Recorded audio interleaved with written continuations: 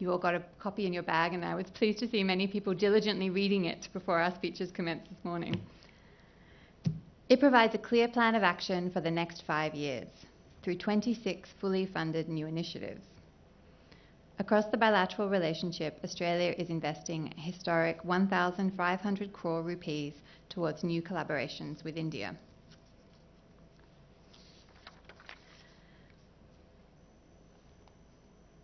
The update to the strategy also includes a very specific focus on India's dynamic south.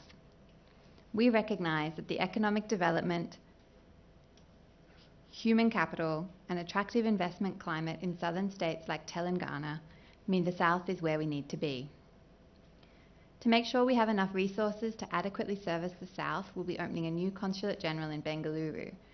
We'll also be reopening our physical trade office here in Hyderabad, and I expect that that will increase in size.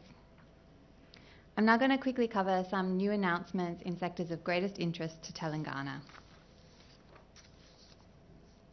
First, technology and space. In the first IES report, there was no freestanding chapter on technology.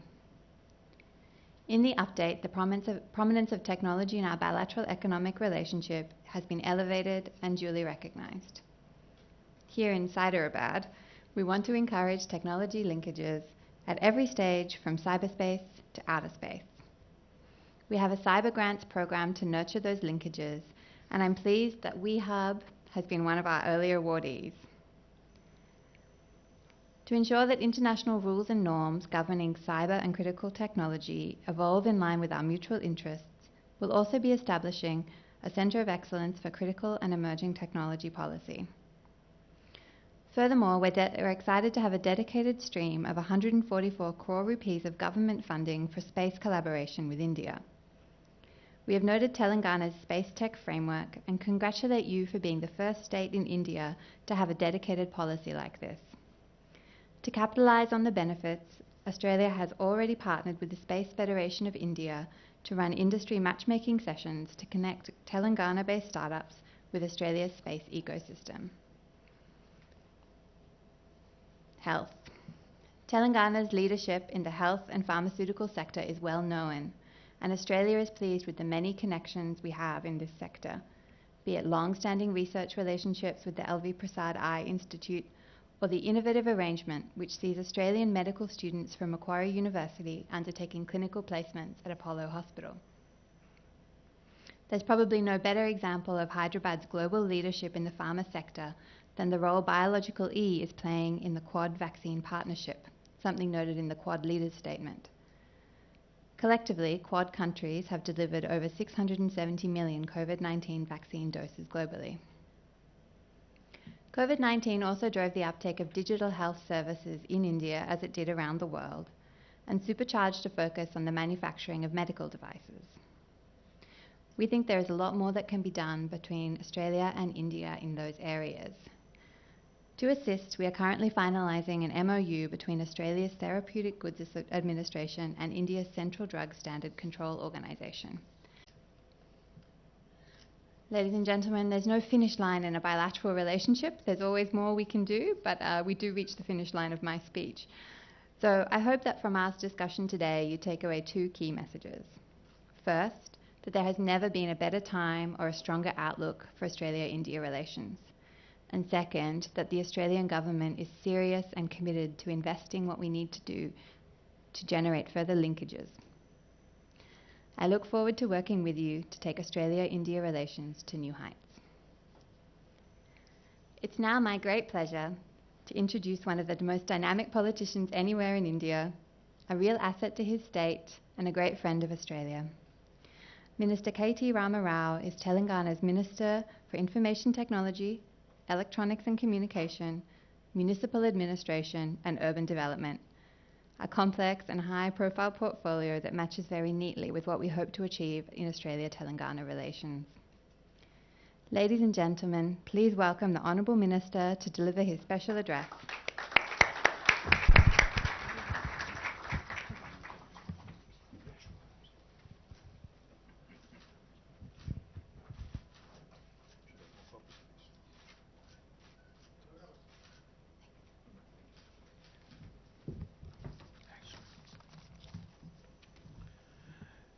Good evening, and thank you, Sarah, for those kind words about India and particularly Telangana. Thank you very much.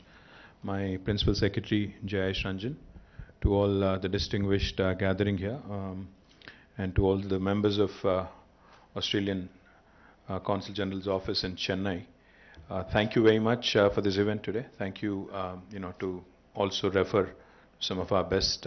Thank you for also referring to some of our best academic institutions, including IIT Hyderabad. Professor Murthy, thank you. Always a pleasure seeing you. Sarah, before I talk about trade, commerce, I think we should talk about cricket as well. We've been doing rather well.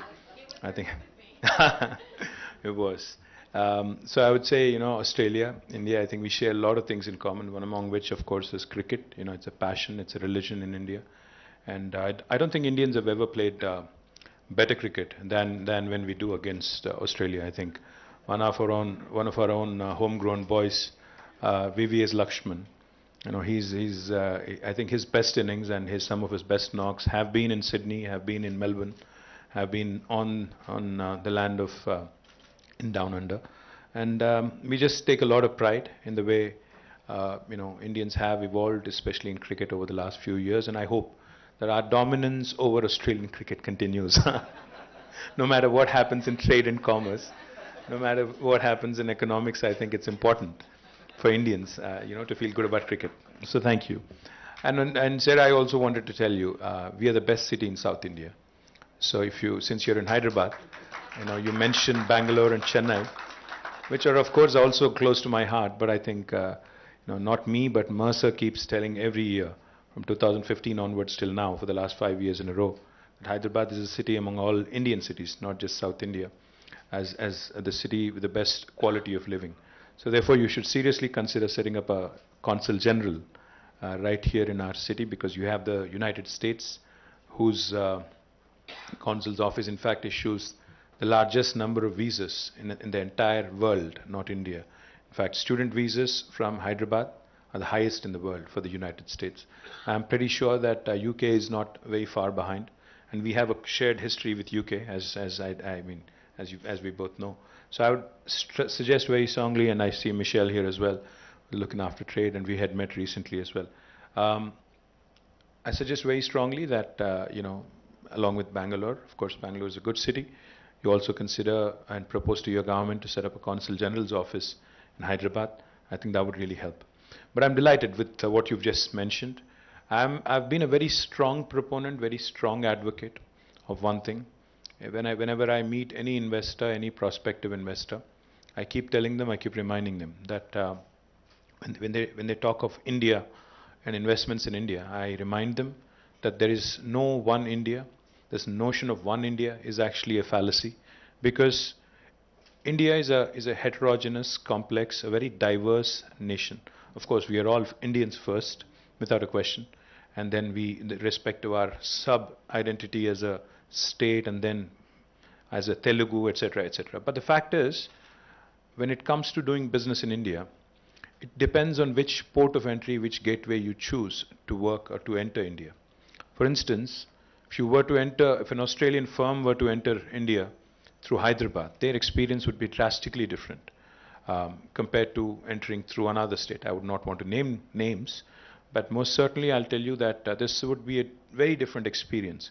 So the notion of doing business in India will vary from the choice of your destination. So therefore, I've been a very strong proponent that while it's important to have free trade agreements, while it's also important to have regulations and frameworks with respect to foreign direct investment, what is far more important from an individual investor perspective is the real action when it comes to investing actually is in the hands of a state, because land, power, water, fiscal incentives, manpower, and the day-to-day daily operational issues, all of those lie actually within the domain of a state government, because India is a federal republic, we are a union of states.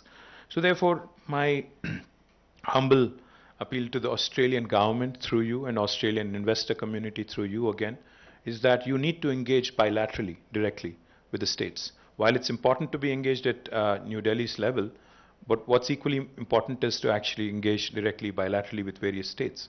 because each state has its own strengths. For example, the last state of Telangana has chosen 14 areas as thrust areas for inviting investment. My sister state, Andhra Pradesh, which also falls under you, has a huge coastline, which I do not have, which the state of Telangana does not have. So therefore, our strengths are complementary. We need to figure out who to work with on which front. So that sort of a combination, that sort of a positioning is equally important to understand. More importantly, I'm happy to learn that Telangana has been identified by the Australian government as one of the featured states in this report that you've just shared with us, as an investor-friendly state with which Australian companies can actually do business. When we launched our industrial policy back in 2014, we had kept in mind the apprehensions of international investor community that typically are about investing in a country like India. India is, one of the biggest concerns about investing in India. I'm saying this with Jayesh Ranjan right in front of me, is the proverbial bureaucratic red tape, which kind of has bothered, and Jayesh is of course very different. Trust me, I've worked with him long enough.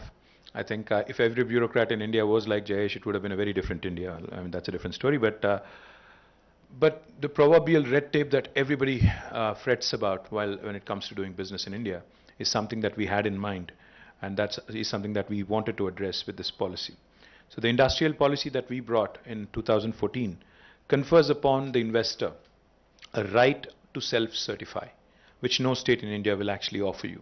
An investor can actually self-certify themselves and as being in compliance with the law of the land, stating explicitly that they will abide and they will basically follow whatever law is that is laid out for an investor into the country and into the state. We are the first state in the country to have introduced this system, meaning that when a company lands, and an Australian company lands in Hyderabad or in Telangana, you can start the construction of your factory on day one without any clearance from the government. You can self-certify and you can start construction on day one. Even in the most well-governed states in India, typically this process of clearances, this process of approvals takes anywhere between 1 to 3 months. In Telangana, we have made it 0. There is no lag time. You can start on day one. Not only does it save on time and cost, it also guarantees a hassle-free experience of working autonomously and anonymously in this state. Only for regulatory purposes, of course, we ask that the investor file an application online outlining the details of their project. The online system takes care of all the departments that are involved in issuing permissions, so that the investor is not required to physically visit or meet anyone. Before the commencement of commercial operations, our TS-IPAS law guarantees that all permissions will be given in a maximum of 15 days.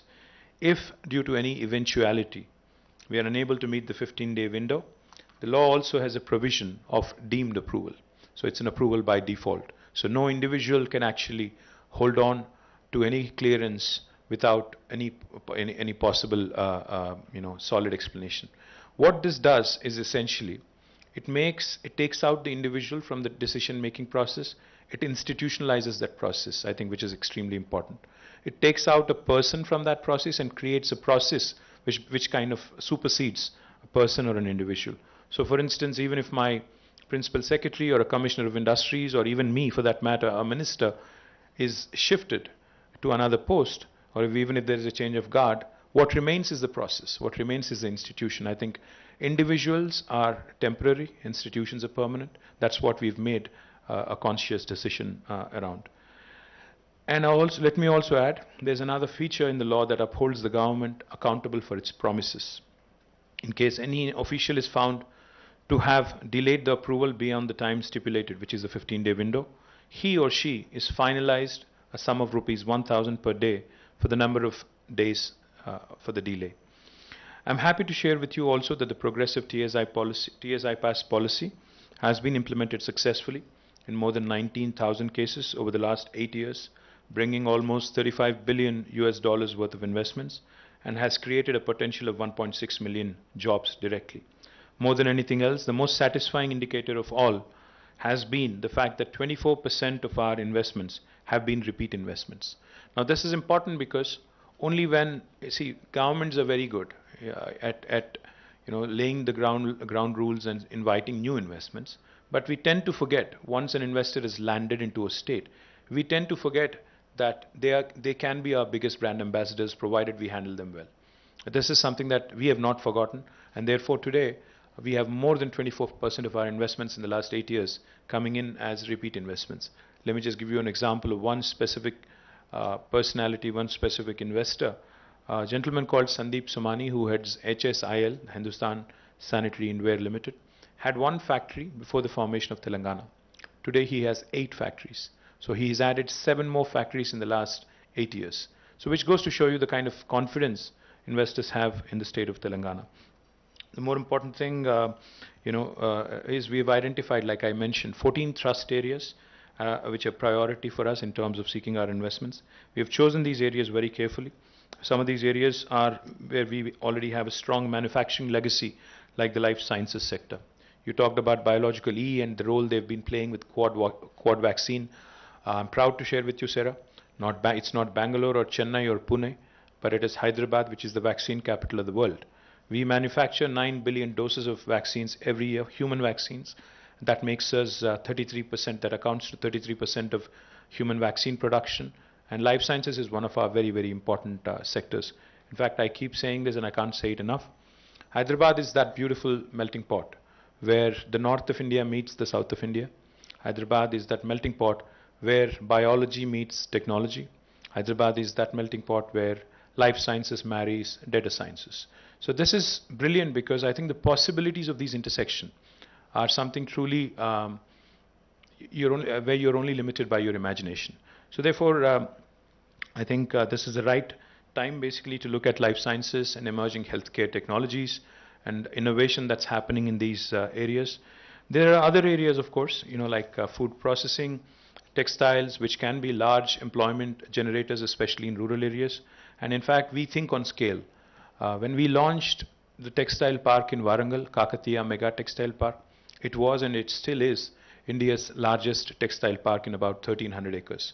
It's important to think on scale because unless you do that, you cannot compete with large manufacturing nations like China or the United States. The economies of scale that our manufacturers are wanting can only be augmented with good free trade agreements, of course. The export potential can be harnessed by way of achieving these on scale. India, there's no dearth of talented work resources, human resources. But most certainly what we could use is industrial parks on scale. We are on the verge of launching the world's largest pharma cluster called as Hyderabad Pharma City in about 19,000 acres. You also mentioned medical devices. Now we are also home to the country's largest, India's largest medical devices park in about 300 acres where we have 50 plus enterprises working out of. And we are also looking at newer areas, newer opportunities such as electronics, electric vehicles. And for each of these priority sectors, we have dedicated industrial parks, which of course are complemented by the best of human resources available, which come from wonderful institutions such as IIT, the IIIT, ISB, NALSAR, and the other engineering and medical colleges and professional colleges which are set up in and around the state.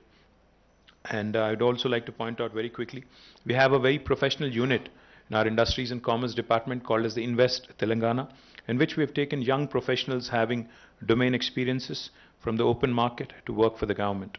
They will handhold any prospective Australian investor who's wanting to invest in India so that they can innovate, incubate and incorporate readily all in our state in Telangana and can use this. The geographical centricity of Hyderabad and Telangana make it an ideal place for you to base out of and create a hub and spoke model where Hyderabad can be the hub and you can reach the entire country, entire 27 other states for your business requirements. And I'm confident that Australian companies will find the journey from their journey in Telangana very rewarding and flourishing. Other than investments, let me also quickly add, Telangana has a great potential to support and exchange startups and academia. You mentioned education, you talked about innovation also. Over the last 8 years, we've been successful in creating very meticulous and comprehensive innovation ecosystem with various institutions like T-Hub. In fact, on the 28th of June, Sarah, we are launching the world's largest technology incubator called as T-Hub, the phase 2 of it, in about 370,000 of square feet of physical space. We invite you and Australian ambassador as well, of course, to come and join us for this momentous occasion. We also have VHub, which we have alluded to and which is headed by Deepthi here.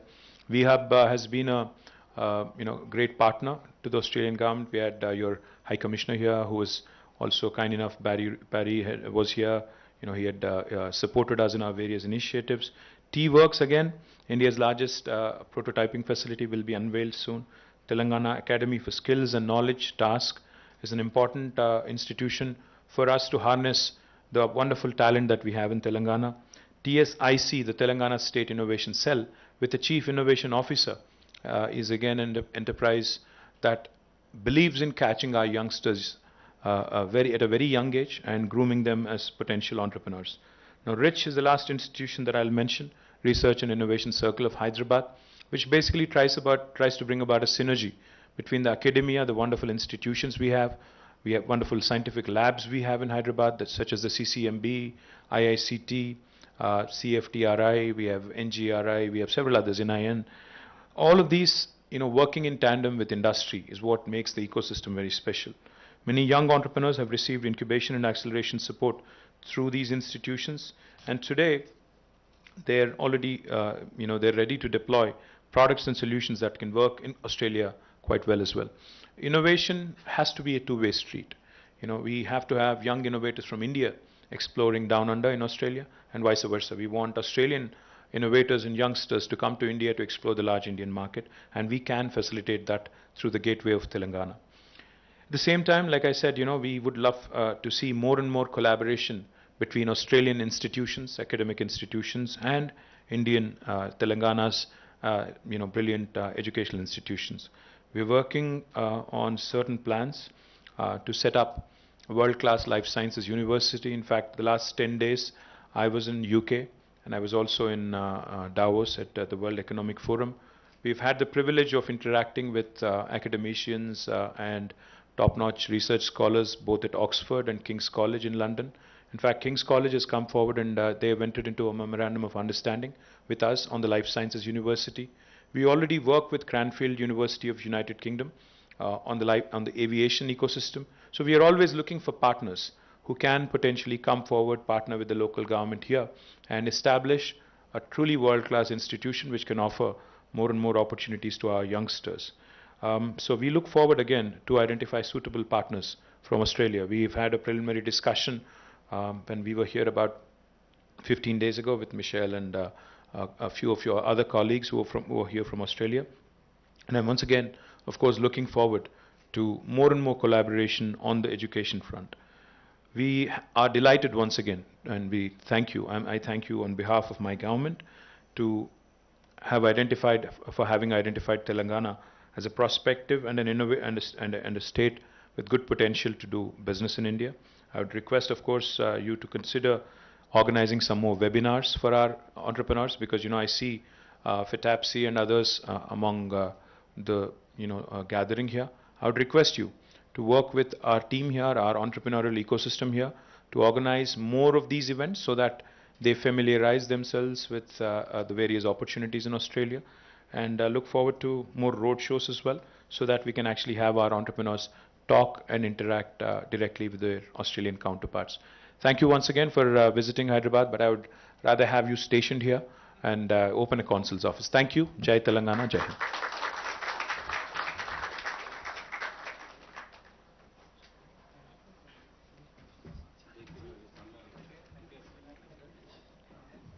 Minister, thank you for your kind remarks. If I could ask you and our panellists to come and get a photograph on stage before we set up.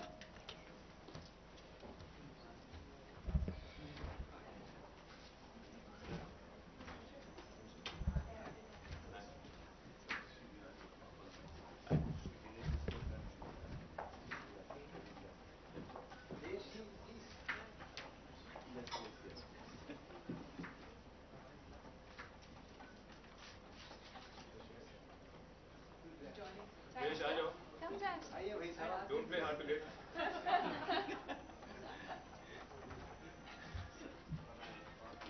You can't imagine Telangana without you.